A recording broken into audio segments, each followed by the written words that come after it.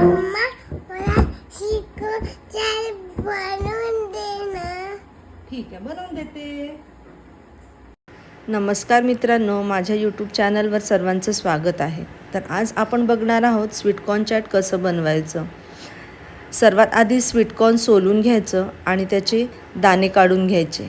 माझ्या मुलीला स्वीटकॉर्न चाट फार आवडते, म्हणून ती नेहमी म्हणत असते मम्मा बनवून दे.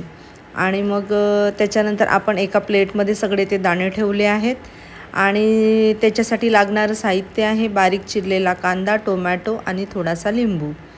सर्वात आधी पॅनमध्ये थोडं तेल टाकून आपण ते स्वीटकॉर्न टाकून घ्यायचे आणि मग ते थोडे जवळपास 5 ते 10 मिनटं होऊ द्यायचे. त्याच्यानंतर थोडंसं तिखट आणि थोडंसं मीठ त्याच्यात टाकायचं आणि त्याच्यानंतर 1-2 मिनटं ते होऊ द्यायचं.